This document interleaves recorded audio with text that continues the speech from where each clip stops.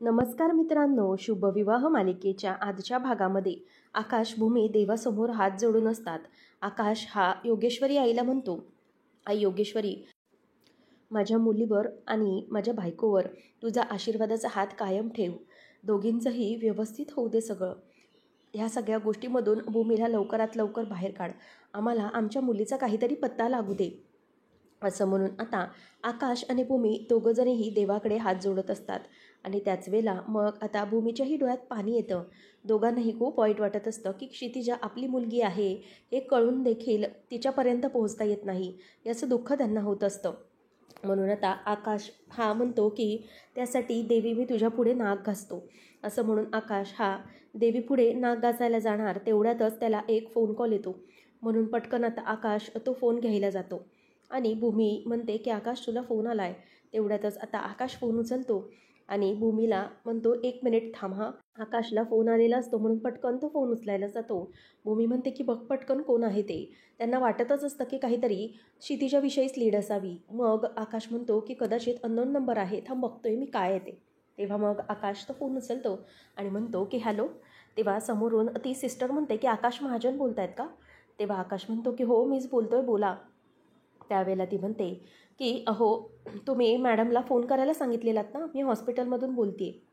जर तुमच्या बाळाला म्हणजेच अमोली या घेऊन आल्या तर तुम्ही फोन करायला सांगितलं होतं ना. तर मला तसंच डॉक्टरांनी सांगितलं आहे की तुमच्या बाळाला ते घेऊन आता इथे चेकअपसाठी आलेले आहेत. तेव्हा मग आकाश म्हणतो की अच्छा, म्हणजे अमोली तिथे आहे का. तेव्हा मग डॉक्टर सिस्टर म्हणते की हो या इथेच आलेल्या आहेत.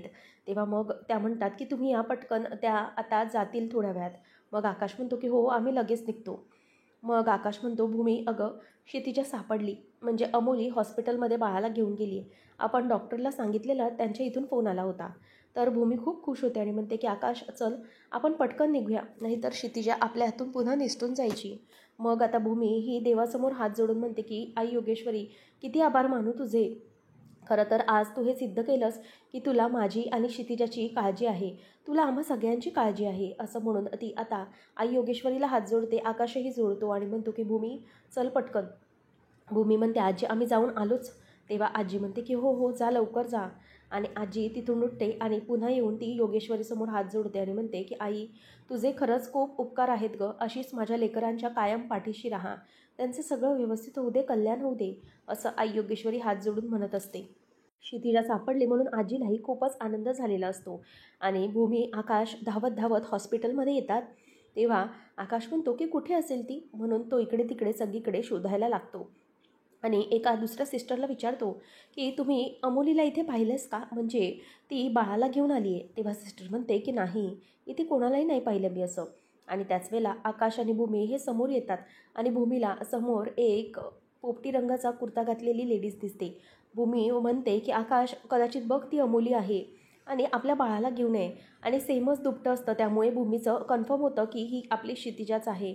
म्हणून आकाश भूमी दोघंजणही आता धावत धावत तिथे येतात. आणि त्यावेळेला भूमी ही बाळाला पटकन हिसकावून घेते आणि बाळाला अगदी कुशीत घेते, त्याचा चेहराही न बघता. तेव्हा तिची आई म्हणते की काय करताय तुम्ही, अहो माझं बाळ आहे ते, माझ्या बाळाला इकडे द्या तुम्ही. तेव्हा ती म्हणते की नाही ही माझी मुलगी आहे. मग लगेच भूमी तिचा चेहरा बघते आणि तिच्या लक्षात येतं की ही अमोली नाही आणि हे बाळही माझं नाही. म्हणून आता भूमी म्हणते की सॉरी. आकाश पण त्या लेडीची माफी मागतो आणि म्हणतो की सॉरी, खरं तर आम्हाला वाटलं की आमचंच बाळ आहे ते. तेव्हा मग पुन्हा एकदा ती बाई तिच्याकडून बाळ हिसकावून घेते आणि नंतर भूमी तिथेच निराश उभी राहते आणि माफ करा मला चुकून झालं असं म्हणून तिच्याकडे तिचं बाळ परत सोपवते. नंतर आता आकाशभूमी पुन्हा टेन्शनमध्ये येतात की अमोली कुठे राहिली, जर ती इथे आली होती तर इथे ती दिसत का नाही आहे. तेवढ्यातच ज्या सिस्टरने कॉल केला होता ती सिस्टर कुठे आहे असं आकाश इकडे तिकडे शोधत असतो. भूमी म्हणते की आकाश खरंच इथे क्षितिजा आली आहे ना, की नक्की काय झालं आहे मला खरंच काही कळत नाही आहे. भूमीची मनस्थिती अत्यंत वाईट झालेली असते. आकाशला कळतं कारण ती बाळाला शोधण्यामध्ये अगदी व्यस्त झालेली असते. तेवढ्यातच ती सिस्टर समोरून येते जिने आकाशला कॉल केलेला असतो. आता आकाश तिला म्हणतो की मला इथून कॉल आला होता. तेव्हा ती म्हणते की हो हो मीच केला होता तो कॉल. अमोलीबद्दल विचारताय ना तुम्ही, अहो ती आत्ताच तुमच्या बाळाला इथून घेऊन गेली आहे. तेव्हा मग आकाश म्हणतो की काय आत्ताच गेली आहे. तेव्हा ती म्हणते की हो बाळाची OPD झाली आणि त्यानंतर मग ती नेऊन गेली आहे तिथे. एक काम करा, ती आता जस्ट निघाली आहे, तुम्हाला सापडेल ती. पार्किंगपर्यंतच पोचली असेल. म्हणून आता आकाश आणि भूमी धावत धावत पार्किंगकडे जातात आणि भूमी आकाश पुन्हा पार्किंगकडे येऊन इकडे तिकडे गाड्या बघत राहतात, परंतु अमोली तिथे कुठेही नसते.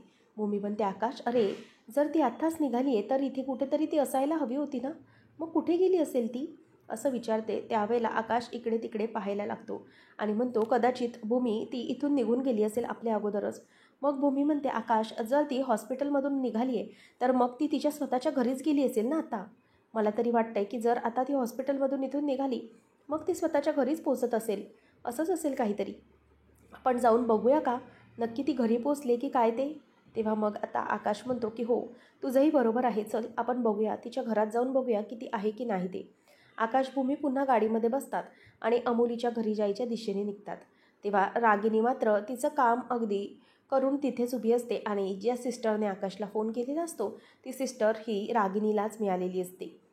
आणि मग रागिनी येते आणि म्हणते की हे घे तुझे पैसे. ती म्हणते की हो हो, मी माझं काम अगदी व्यवस्थित केलेलं आहे. त्यावर रागिनी म्हणते की असंच कॉन्टॅक्टमध्ये राहा. तेव्हा ती म्हणते की हो नक्कीच, जर मला एक फोन कॉल करण्याचे इतके पैसे मिळणार असतील तर नक्कीच मी तुमची मदत करेन सर्वतोपरी. तुम्ही सांगितले अगदी तसंच केलं आहे. भूमी आकाश आता बाहेरच्या दिशेने निघालेत. तेव्हा ती गुड असं म्हणून तुझी मला मदत लागेलच असं म्हणून फक्त कोणाला हे सगळं सांगू नको असं ती त्या सिस्टरला सांगते. तेव्हा सिस्टर म्हणते, नका काळजी करू, मी सगळं काही अगदी व्यवस्थित मॅनेज करेन. रागिनी आता खुश झालेली असते आणि म्हणते की चला, वा, खरंच भूमी आणि आकाश तुम्हाला असाच त्रास द्यायचा होता मला, आणि ती संधी मला आयती चालून आली आहे तर मग मी ती सोडणार नाही. भूमी, काय करायला निघाली होतीस? मला एक्सपोज करायला निघाली होतीस? माझ्या विरोधातलं कटकारस्थान सगळ्यांसमोर पुन्हा उघड करायला निघाली होतीस? नाही, परंतु मी आता असं होऊ देणार नाही आहे. तुला चेकमेट करून कसं मी तुला या ट्रॅपमध्ये अडकवते हे तुला कळतच नाही आहे, आणि या सगळ्या गोष्टीत मी तुझ्याच बाळाचा वापर घेऊन तुला आज ट्रॅपमध्ये अडकवण्याचा प्रयत्न करते. आता यामधून तू सहज सुटणार नाहीस. तुझी ही जी काही बाळाला भेटण्याची तडफड आहे ना, बाळाला भेटण्यासाठी तू किती आतुर झाली आहे हे मी अगदी बरोबर ओळखते, आणि म्हणूनच तुझ्या याच गोष्टीचा उपयोग मला तुला त्रास करून घेण्यासाठी द्यायचा आहे. अगं, किती त्रास होतो आहे तुला मी बघते ना, आणि मला तो त्रास पाहून आनंद होतो आहे. मला जो काही तू त्रास दिला आहेस ना, त्यामुळे त्याचाच हा बदला मी सगळा घेत आहे. आणि बाळाला जवळजवळ तुला असं वाटेल की मी भेटते आहे, आणि बाळ माझ्याजवळ आले तोवरच हे बाळ तुझ्यापासून कायम निसटूनच जात राहणार. हे बाळ मी तुझ्यापर्यंत कधीच येऊन देणार नाही. तुला सतत त्रासात राहावं लागणार. तू कधीही तुझ्या या दुःखातून अजिबात बाहेर पडणार नाहीस. बघ, आता मला पुढचं प्लॅनिंग करायला हवं. अमोली गेली आहे हे खरं तर माझ्या पथ्यावरच पडलं आहे, असं म्हणून ती आता तिथून निघून जाते. तर ती निघून गेल्यानंतर दुसऱ्या बाजूने एंट्री यशपालची आहे. यशपालने हे सगळं काही ऐकून घेतलेलं असतं. त्याला आता रागिनीचा हा सगळा प्लॅनिंग समजलेलं असतं. मग तो विचार करतो की अच्छा, म्हणजे ही रागिनीबाई भूमी आणि आकाशला असा त्रास देते तर बाळाच्या बाबतीतलं खोटं नाटं सांगून त्यांना त्रास देते. अच्छा, म्हणजे हिनेच हा खोटा फोन कॉल आकाशला करायला लावला आणि त्या दोघांना विचारांना इथे पोचवलं. आता आणखी एक पुरावा मला सापडणार आहे आकाश तुला सांगण्यासाठी या रागिनीबाईच्या विरोधात. आता एक एक करून अशा सगळ्या गोष्टी मी जमवणार आणि मला या बाईला ब्लॅकमेल व्यवस्थित करता येणार. हिला काय माहिती आहे की ही जे सगळं काही करते यामध्ये मी सगळं बघतोय, आणि मी तिला अजिबात सोडणार नाही. यशपाल, चालू ठेव, तुझी ही कामं चालू ठेव. काही झालं तरीही या बाईला ट्रॅपमध्ये अडकवण्यासाठी या सगळ्या पुराव्याची अत्यंत गरज आहे, असं म्हणून तो खूप खुश होत असतो आणि रागिनीबद्दल सगळे पुरावे हळूहळू गोळा करत असतो. त्यानंतर भूमी आणि आकाश हे घरात पोचतात आणि मग भूमी म्हणते की आकाश, चल आपण आलो आहे, आपण बघूया, लवकर ये, असं म्हणून भूमी आणि आकाश दोघंजणही घरापर्यंत अमोलीच्या पोचलेले असतात आणि दोघंजणही बाहेर पडतात. आता भूमी ही धावत धावत येते आणि दरवाजाजवळ येऊन उभी राहते आणि बघते तर तिथे दरवाजाला अजूनही टाळाच असतो. भूमी म्हणते, आकाश, अरे हे काय, ही अजूनही कशी आलेली नाही? आकाश म्हणतो की अगं, जर आपल्या अगोदर निघालेली असली तर मग इथे पोचायला हवी होती ती आत्तापर्यंत, अजून कशी पोचली नाही आहे काहीच कळत नाही आहे. तेव्हा मग भूमी म्हणते की आकाश, मलाही समजत नाही आहे. त्यानंतर मग आकाश म्हणतो की बघूया, आपण थांब, काळजी करू नकोस. भूमी म्हणते, नाही आकाश, हे ना काहीतरी चुकतं आहे. मला वाटतंय की अमोली ना आपल्यापासून मुद्दाम काहीतरी लपवण्याचा प्रयत्न करते. कदाचित तिला कळलं असेल की आपण क्षितिजाला भेटण्याचा प्रयत्न करतोय ना, म्हणून ती आपल्याबरोबर असं काहीतरी करत असेल. आकाश, मला तरी वाटतंय की हे सगळं तिचं मुद्दाम सुरू आहे. आपल्याला बघितलं पाहिजे, आपली क्षितिजा इथेच कुठेतरी असेल. थांब, आपण बघूया ती मुद्दाम करत नसेल कशावरून, कारण ती आतमध्ये असेल आणि आपल्याला असं भासवून देत असेल की क्षितिजा आणि ती इथे नाहीच आहेत. मला वाटतंय हा तिचा ना काहीतरी प्लॅन आहे. थांब आकाश, मला बघू दे, असं म्हणून आता भूमी या आकाशला थांबवते आणि तिथे आजूबाजूला बघायला लागते. त्यावेळेला आकाश म्हणतो की अगं भूमी, शांत हो, थांब, आपण बघूया. तेव्हा भूमी म्हणते की नाही आकाश, मला आता शांत बसता येणार नाही आहे. आपल्या मुलीचा, क्षितिजाचा प्रश्न आहे हा, आता आपण असं सोडायचं नाही. म्हणून ती जोरजोरात खिडक्या वाजवायला लागते की उघड ग, उघड क्षितिजा, दरवाजा उघड, आम्हाला माहिती आहे. क्षितिजा कुठे आहेस तू? अमोली, दरवाजा उघड, असं म्हणून ती जोरजोरात ओरडत असते. आकाश तिच्या मागे मागे धावतो आणि म्हणतो की भूमी, अगं असं काय करतेस तू? नसेल ती कदाचित दुसरीकडे कुठे मध्ये थांबली असेल तर. म्हणून आता भूमीला तो थांबवण्याचा प्रयत्न करतो, परंतु भूमी इतकी हायपर आणि टेन्शनमध्ये असते की तिला तिथल्या तिथे चक्कर येते आणि ती तिथेच आकाशच्या खांद्यावर पडते. आकाश तिला सावरतो आणि म्हणतो की भूमी, अगं हे काय झाले तुला? त्यावेळेला इथे भूमीला आकाश घरी घेऊन येतो आणि ती तिथे तशीच अगदी एकटक कुठेतरी शून्यात पाहत बसलेली असते. डॉक्टर हे भूमीला चेक करत असतात, परंतु त्याच्यात तिचं अजिबातही लक्ष नसतं. ती अगदी हरवून गेलेली असते. त्यानंतर आता डॉक्टर हे भूमीला चेक करतात आणि नंतर मग तिला व्यवस्थित बघत असतात. तेव्हा डॉक्टरांना आकाश विचारतो की काय झाले भूमीला? भूमी एकटक बघतच बसलेली असते. तेव्हा डॉक्टर म्हणतात की मिस्टर आकाश, मला आजीने सांगितलं की भूमीने काहीही कालपासून खाल्लेलं नाही आहे आणि त्यामुळे कदाचित तिला विकनेस आला आणि ती बेशुद्ध पडली असेल किंवा पाणीही प्यायली नव्हती ती, त्यामुळे तिला हा सगळा त्रास झालेला असेल. मला असं वाटतंय की तुम्हाला तिची काळजी घेतली पाहिजे. तिला खूप विकनेस आला आहे. आता तिला औषध गोळ्या त्याचप्रमाणे मी इंजेक्शनही देते, थोड्या वेळातच त्याचा फरक पडेल, परंतु तुम्हाला तिची आता काळजी घ्यायला हवी. तिची तब्येत ही जरा नाजूक आहे, त्यामुळे तुम्ही काळजी घ्या तिची, असं म्हणून डॉक्टर आता आकाशला सगळं सांगत असतात. त्यावर डॉक्टर म्हणतात की तुम्ही आता एक काम करा, त्यांना काहीतरी खायला द्या आणि त्यांना थोडा काळ आराम करू द्या, म्हणजे त्यांना बरं वाटेल. त्या व्यवस्थित कव्हर होत राहतील, औषधंही चालूच आहेत. मग आता भूमीने कसला तरी स्ट्रेस घेतलाय, ताण घेतलाय, त्यामुळेही तिला असं वाटतंय, असं डॉक्टर आता तिला सांगत असतात. आकाश हा डॉक्टरची बॅग घेऊन पुढे चाललेला असतो. तेव्हा ती म्हणते की नको राहू दे, मी बघते, असं म्हणून आता ती बॅग घेते आणि त्यानंतर मग आकाशबरोबर निघून चाललेली असते. त्यावेळेला आकाश म्हणतो की मॅडम, नक्की काय झालं आहे भूमीला? मला तुम्ही प्लीज सांगू शकाल का? तेव्हा मॅडम म्हणतात की भूमीची तब्येत अत्यंत नाजूक आहे. मी तुम्हाला सांगितलं होतं की तिची काळजी घेण्यासाठी. आता ती एका कुठल्या तरी ट्रॉमामधून जात आहे, त्यामुळे तिचं कशातही लक्ष नाही आहे.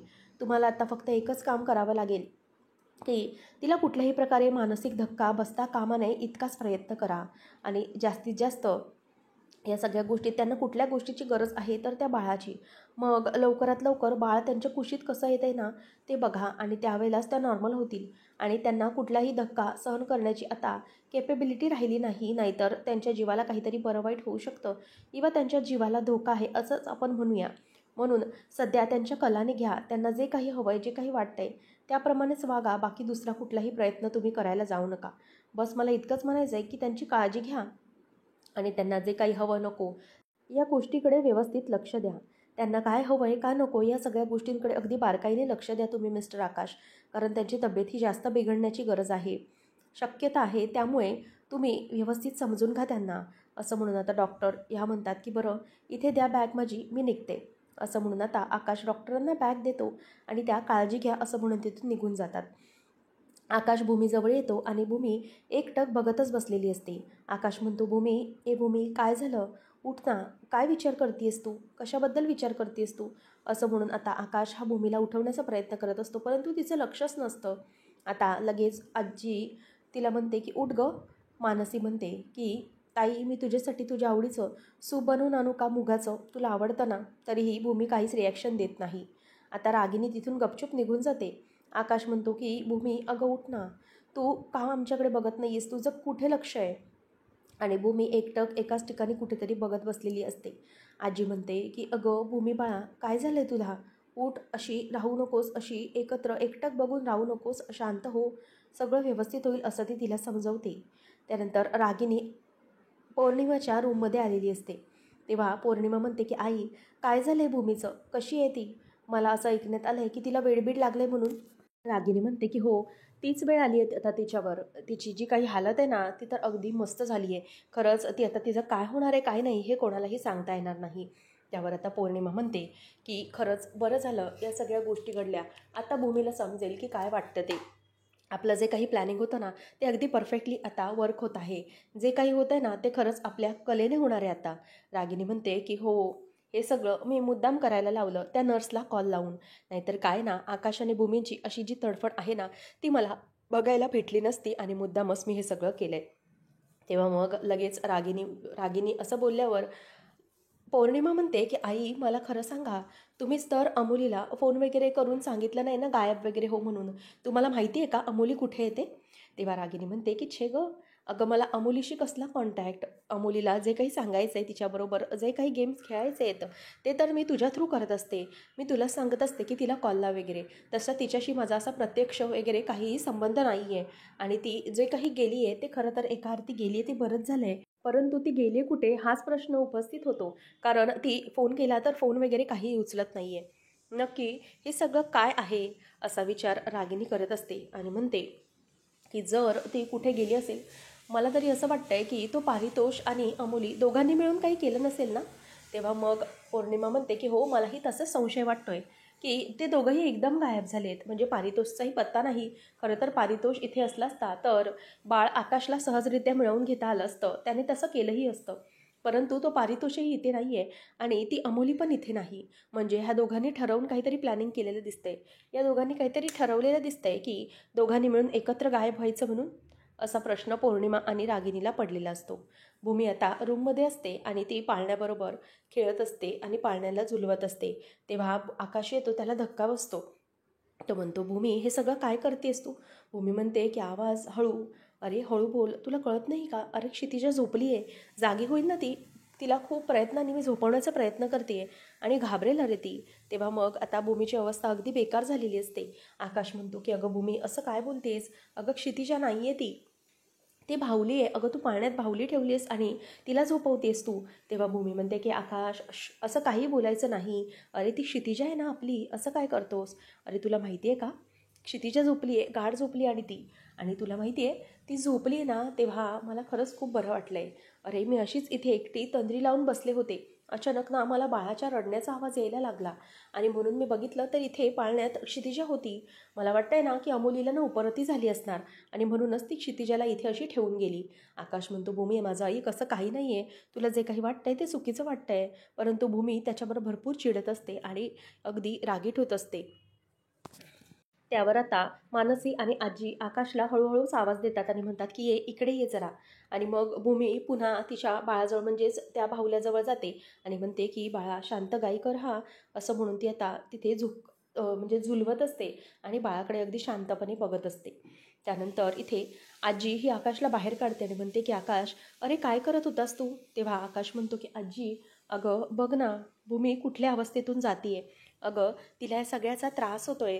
ती कुठल्या अवस्थेत आहे पुन्हा बघ. जेव्हा तिची परिस्थिती हॉस्पिटलमध्ये असताना डिलिव्हरी झाल्यानंतर होती, तिच्या मनावर जसा धक्का बसला होता आणि ती अशी वागत होती, तशीच आता तिची परिस्थिती पुन्हा झालेली आहे. काय करायचं ना खरंच काही मला सुचत नाही आहे. हे सगळं काय सुरू आहे माझ्या भूमीच्या बाबतीत. तेव्हा मग आत्ताही तिची तीच परिस्थिती, ती बाहुलीला बाळ समजते. मग आजी म्हणते की अरे आकाश, परंतु तिला तू खरं काही सांगायला जाऊ नकोस. डॉक्टरांनी सांगितलंय ना तिच्या कल्लाने घ्या म्हणून, मग नको सांगायला जाऊस. मग त्यानंतर आता आकाश म्हणतो की बरं आजी ठीक आहे, मी एक काम करतो, मी आता गायकवाड सरांना भेटतो आणि त्यानंतर मग मी अमोलीच्या घरी जातो आणि लक्ष ठेवून राहतो. तोपर्यंत तुम्ही सांभाळा आणि मानसीला सांगतो की काय असेल तर मला कॉल कर. प्लीज दोघंजणं भूमीची काळजी घ्या. तेव्हा मानसी सांगते की हो भाऊजी तुम्ही व्यवस्थित जा. नंतर मग पौर्णिमा ही भूमीच्या दरवाजाच्या बाहेर उभी राहून अमोलीला सारखी सारखी कॉल करत असते. परंतु अमोली काही कॉल उचलत नाही. ती म्हणते की काय झालं असेल नक्की, ही कुठे गेली असेल आणि काय झालं असेल, ही फोन का उचलत नाही आहे, असा विचार इथे आता पौर्णिमाच्या डोक्यामध्ये सारखा सारखा येत असतो. आणि नंतर भूमी ही बाळाबरोबर रूममध्ये असते आणि बाळ उठलं म्हणून म्हणजेच त्या बाहुलीला घेऊन असते. तिथे आजी आणि मानसी असतात आणि आजी आल्याबरोबर ती म्हणते की बघा ना आजी कशी लबाड आहे ती. झोपली म्हणून तिला पाळण्यात ठेवलं परंतु लगेच उठून बसली आणि आता म्हटलं की कुशीत घेतलं तर झोपेल, परंतु तरीही झोपत नाही आहे. कशी लबाड आहे बघा ना, माझ्याकडे कशी नुसती टक्कामका बघते. आणि बघणारच ना, इतके दिवस आपल्या आईला तिने बघितलं नाही आहे ना, म्हणूनच आपल्या आईला आज ती टक्कामका अशी बघते, डोळे भरून बघते. इतक्या दिवसांची कसर भरून काढते वाटतं ती. ठीक आहे, राहू दे, बघू देत मला, आणि मलाही बाळाला असंच बघायचं आहे. म्हणजे मलाही तिला असंच कुशीत घेऊन तिच्याकडे बघत राहायचं आहे. इतक्या दिवसांची माझ्या बाळाची जी कसर आहे ती मला भरून काढायची. आता आजीला हे सगळं पाहून खूप वाईट वाटत असतं. म्हणजे भूमीच्या मनावर पुन्हा एकदा परिणाम झाला आहे हे आजीला जाणवतं, आणि म्हणून ती अगदी खूप दुःखात म्हणजेच हर्ट झाल्यासारखी तिच्याकडे बघत असते. त्यानंतर आकाश हा अमोलीच्या घराच्या बाहेर असतो आणि सारखा सारखा बाहेर फेऱ्या मारत असतो आणि म्हणतो की हे सगळं काय आहे. अमोली, अगं तू कुठे आहेस? अगं तू ये लवकर, नाहीतर खूप मोठा प्रॉब्लेम होईल. माझ्या भूमीच्या प्रश्न आहे, कारण काही झालं तरीही भूमी ही लवकरात लवकर बरी होणं हे बाळावर डिपेंड आहे, आणि म्हणूनच तू लवकर ये. असं म्हणून इथे आता आकाश हा अस्वस्थ होत असतो आणि सारखी सारखी अमोलीचा धावा करत असतो.